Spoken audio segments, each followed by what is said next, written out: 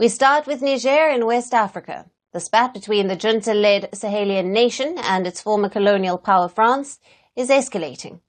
In the latest, Niger junta has taken control of a uranium mine, which is operated by a French nuclear firm called Uranium. The firm says it has lost the operational control of the Sommer mine in Niger. The mine is located in Niger's northern Erlit region. Crisis, and at the center of it all is Niger. Just a few days ago, a stunning announcement rocked Paris. Orano, the French uranium company responsible for lighting up nearly 40% of France, revealed it's teetering on the edge of bankruptcy. The cause? Niger's new military government has slammed strict export restrictions on uranium, choking off the supply that France depends on to keep its lights burning. But that's only half the story. Niger's government... Zane's speech also tapped into a wider narrative of post-colonial frustration across Africa. Many countries rich in natural resources but poor in development have grown more vocal about what they see as unfair contracts signed during or shortly after colonial rule. By highlighting the contamination in Arlit and the alleged lack of benefits for ordinary Nigerians, Zaina aligned Niger with a broader push by African leaders to renegotiate the terms of resource extraction. The announcement came quietly at first, buried beneath routine headlines and market updates, but its impact spread like a shockwave across continents. Several African nations had jointly rejected a proposed uranium agreement valued at $500 million, an arrangement that had been negotiated behind closed doors and assumed to be a formality in the halls of power across Europe, especially in one nation long accustomed to securing strategic resources from abroad. Disbelief quickly turned into alarm.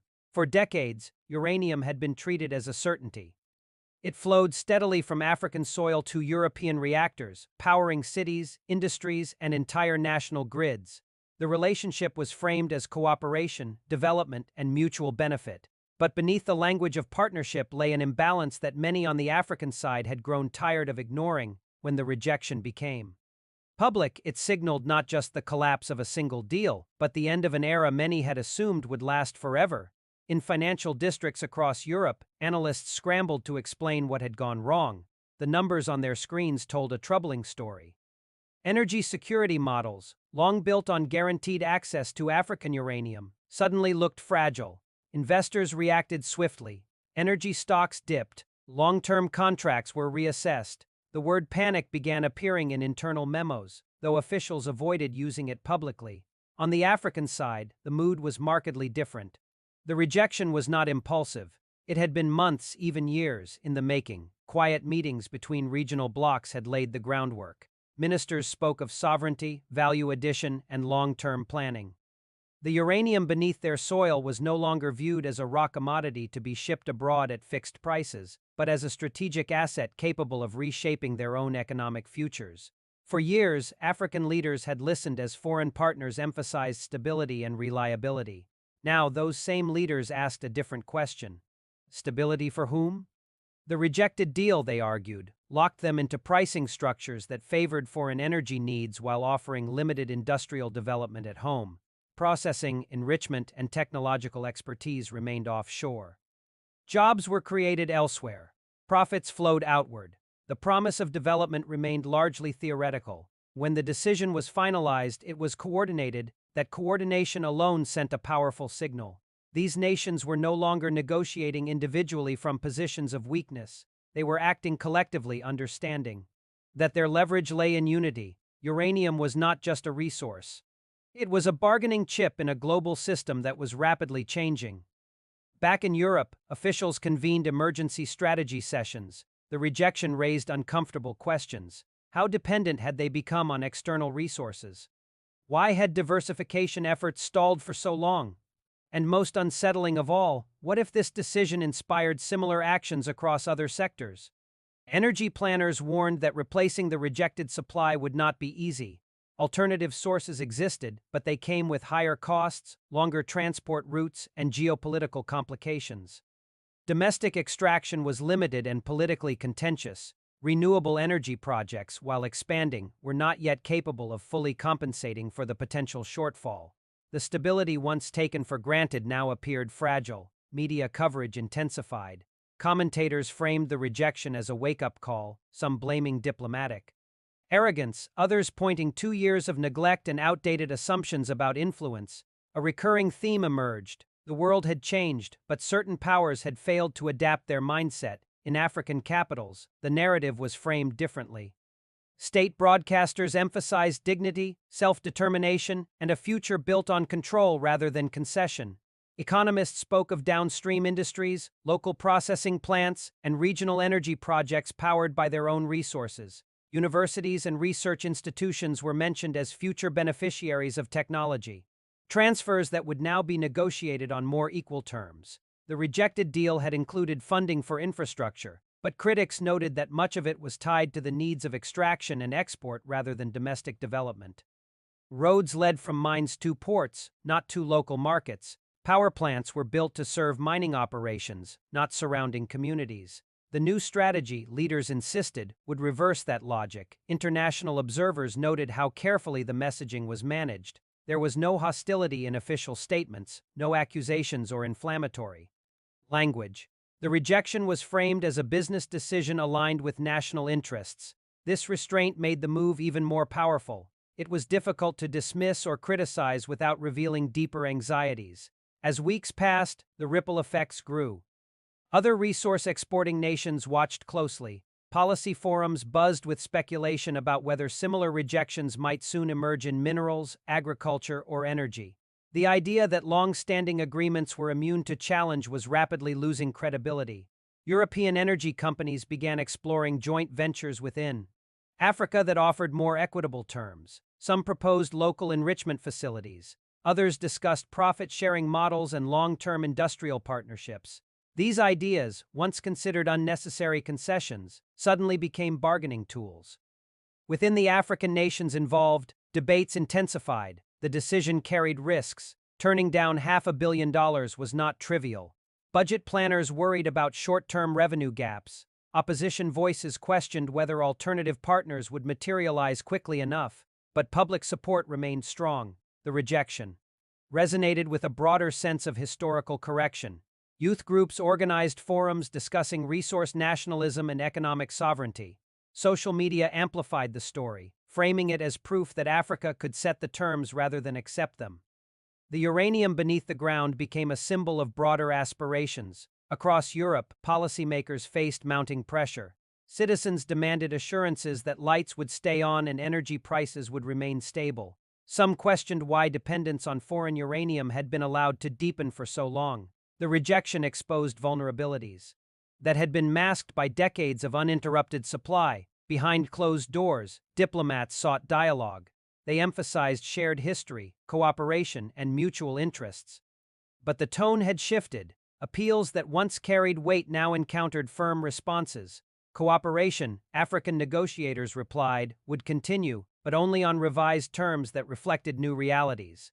The uranium deal's collapse also intersected with a broader global trend. Emerging economies were asserting greater control over strategic resources. Supply chains were being reassessed. Power was no longer defined solely by military strength or financial capital, but by who controlled the materials that made modern life possible. In this context, the rejection was not an isolated incident. It was part of a larger rebalancing. The panic felt in Europe stemmed not just from the loss of a deal, but from the realization that predictability itself was eroding. Months later, negotiations resumed, but they looked very different. Proposals included technology sharing, local workforce development, and phased pricing models linked to market conditions. The assumption of automatic access had vanished. Every clause was debated. Every percentage point mattered. Within Africa, the conversation evolved as well. Leaders spoke of responsibility alongside sovereignty, managing resources wisely, avoiding internal exploitation, and ensuring transparency became central themes. The rejection had raised expectations, and meeting them would require discipline as much as ambition. By the time new frameworks began to take shape, the world had absorbed a clear lesson. The age of unquestioned resource extraction agreements was over. Strategic materials would now be governed by negotiation, not nostalgia. The rejected uranium deal remained a reference point in policy discussions worldwide. It was cited as evidence of a shifting balance, a moment when confidence gave way to caution and assumptions were replaced by negotiation. For some, it was a crisis. For others, it was a long overdue correction. In the end, the panic that followed. The rejection revealed more than the decision itself. It exposed how deeply the global system relied on arrangements forged in another era, and it underscored a new reality taking shape. Africa was no longer content to be merely a supplier. It was becoming a strategist, an architect of its own future, and a decisive player in the world's most critical markets.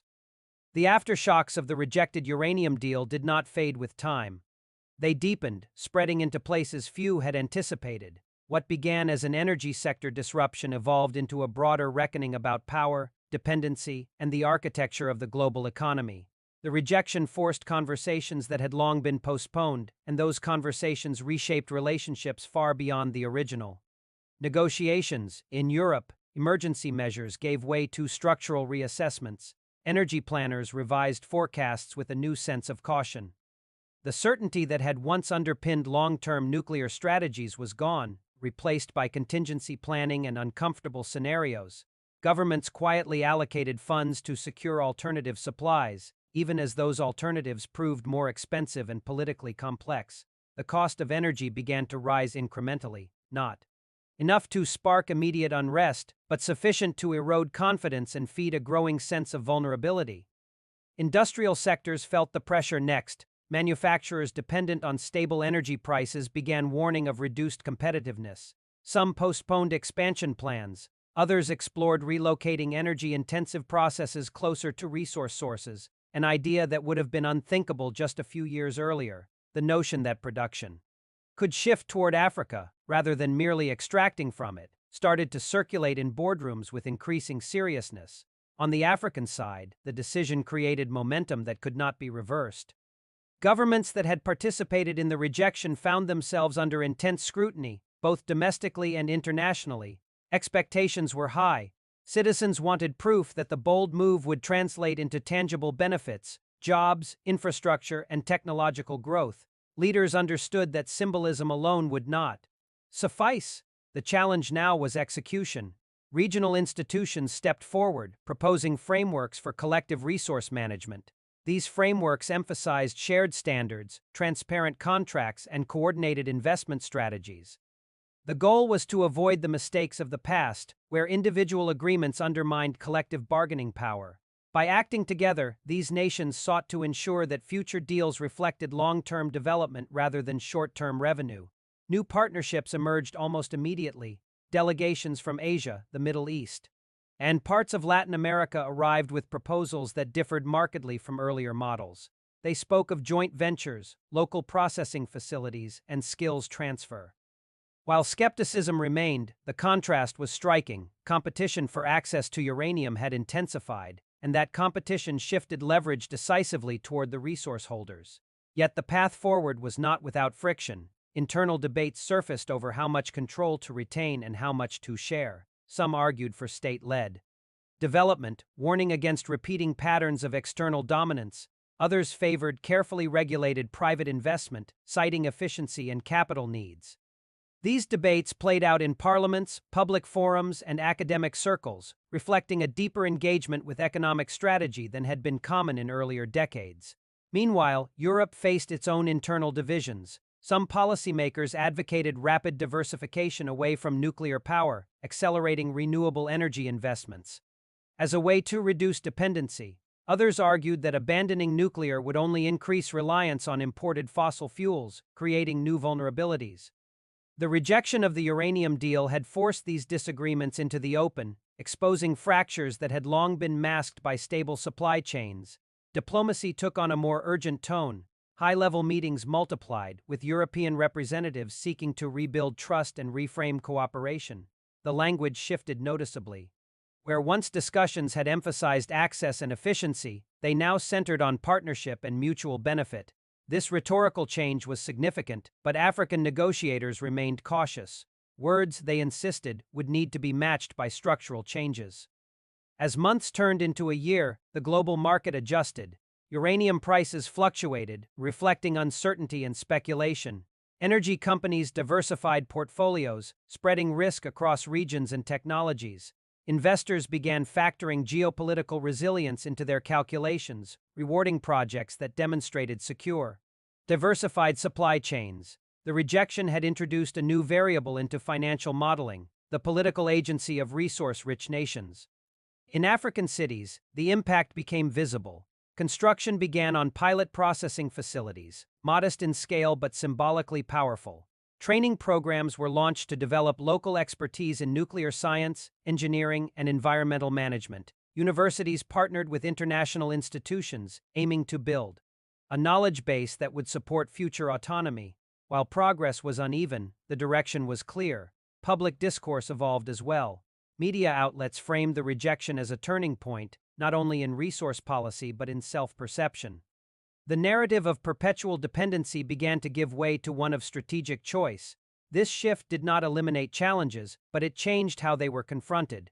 Problems were no longer seen as inevitable consequences of global inequality, but as issues to be addressed through policy and planning. Europe, too, began to adapt in subtler ways. Educational institutions expanded programs focused on resource diplomacy and sustainability. Think tanks published reports acknowledging past miscalculations and advocating for a more balanced approach to international partnerships. While these changes were incremental, they signaled an awareness that the old assumptions were no longer viable. The broader international community took note. Resource exporting nations elsewhere reassessed their own agreements, inspired by the demonstration of collective leverage. Some initiated reviews of long-term contracts. Others sought to renegotiate terms quietly, hoping to avoid dramatic confrontations. The precedent had been set. Strategic resources could no longer be treated as passive commodities. As negotiations resumed between Europe and the African bloc, the atmosphere was fundamentally different. There was less urgency on one side and more on the other. Proposals included revenue-sharing mechanisms tied to market performance, commitments to local value addition, and environmental safeguards overseen by joint regulatory bodies. The complexity of these discussions reflected a new reality. Power was more evenly distributed. Still, challenges persisted. Infrastructure gaps limited the speed of development. Political changes within individual nations introduced uncertainty. Global economic fluctuations tested the resilience of new strategies. Critics warned that overconfidence could lead to missteps, urging caution and pragmatism. Supporters countered that hesitation would only perpetuate old patterns. Through these debates, one lesson remained clear. The rejection of the uranium deal had altered perceptions on both sides. For Europe, it was a reminder that access could no longer be assumed. For Africa, it was proof that coordinated action could reshape outcomes. Neither side emerged unchanged. In the years that followed, the initial panic subsided, replaced by a more measured recalibration. Energy systems diversified. Partnerships evolved. The global market absorbed the shock and moved forward, but with a heightened awareness of political risk and agency. The rejection became a case study in business schools and policy programs, analyzed for its implications and lessons. At its core, the episode underscored a fundamental shift.